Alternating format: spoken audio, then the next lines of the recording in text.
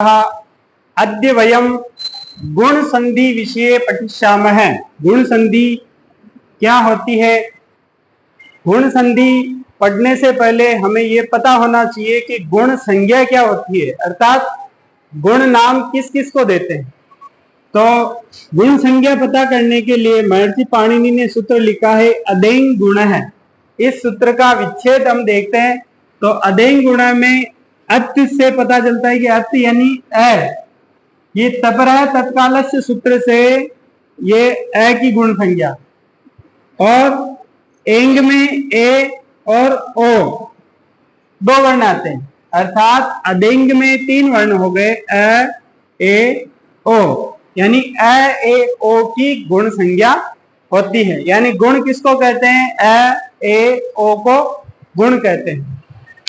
फिर संधि कैसे होती है? तो संधि का सूत्र है आद गुण है।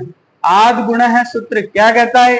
इसकी वृत्ति में लिखा हुआ है कि अवर्णाद अचि परे पूर्व परियोर एको गुण एकादेश सात, अर्थात अवर्ण के बाद अच पर में होने पर, यानी अवर्ण के बाद कोई भी अच यानी स्वर पर में होने पर अवर्णाद अचि परे पूर्व परियोर एको गुण एकादेश चार, यानी पूर्व और पर वर्ण मिलाकर एक गुण एकादेश होता है। ये एकादेश हुआ कैसे? तो अपन देखते हैं कि अ का उच्चारण स्थान कंठ है, ई का उच्चारण स्थान तालु है, और कंठ और तालु मिलेगा तो क्या बनेगा? कंठ तालु ही बनेगा ना। ए का उच्चारण स्थान होता है कंठ तालु। ऐसे ही अ और उ मिलेगा तो ओ बनेगा, क्योंकि अ का उच्चारण स्थान कंठ, उ का उच्चारण स्थान ओष्ठ, और ओ दो तो कंठोष्टम पता था कि ओ का उच्चारण स्थान कंठ भी है और ओष्ठ भी है, तो अ और उ मिलेगा तो ओ बनेगा। ऐसे ही अ और री मिलेगा तो क्या बनेगा? अर बनेगा। अर इसलिए बनेगा क्योंकि हम यहां देख रहे हैं कि गुण तो आई है, लेकिन ये अर उरण रपर है सूत्र, एक सूत्र आता है उरण रपरह। ये सूत्र कहता है कि री के स्थान पर जो अण होता है यानी अ ई उ होता है, वो रपर होकर के प्रयुक्त होता है, यानी अ के बाद र लिखते हैं। इसी प्रकार जो री जब जुड़ता है अ के बाद ली जुड़ेगा तो अल बनेगा, यानी अ या तो रपर होकर के या लपर यानी ल बाद में होकर के प्रयुक्त होता है।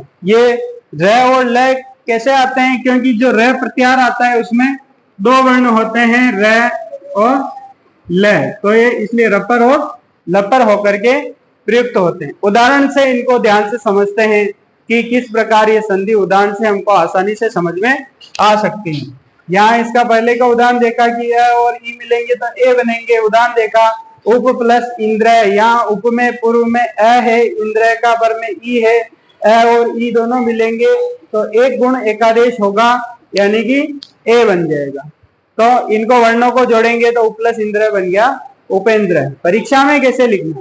परीक्षा में अपने से पूछेंगे उप प्लस इंद्र है, पूछ लिया, कहेंगे संधि कृत्वा सूत्रम अपि लिखंतु, तो संधि अपन ने कर दी, सीधे हम ये बताएंगे उप प्लस इंद्र का उपेंद्र बताएंगे और सूत्र दर्शाएंगे आद गुण है। गुण संधि का सूत्र आद गुण है। दूसरा उदाहरण देखते हैं, अ के बाद उ मिलेगा तो ओ बनेगा। गंगा में पूर्व में आ है, उद्गम में ये पर में उ है, आ उ मिलेगा तो ओ बनेगा और हो जाएगा गंगोदकम। इसी प्रकार महर्षि में महा प्लस ऋषि में, महा में पूर्व में आ है, ऋषि में पर में री है, आ और री मिलेगा तो एक आदेश अ होगा और अ रपर होकर के प्रयुक्त होगा, यानी कि अर बनेगा और शब्द बन जाएगा महर्षि। ऐसे ही तव प्लस ऋकार है, तव में अ है पूर्व में और इधर ऋकार का पर में री है, अ और री मिलेगा तो वहां हम देख रहे हैं कि अ और री मिलेगा, अ प्लस री तो बनेगा अल, यानी कि ये अ लपर होकर के प्रयुक्त होगा तो बन जाएगा तवलकार। ये थी गुण संधि। जयतु संस्कृतम जयतु भारत।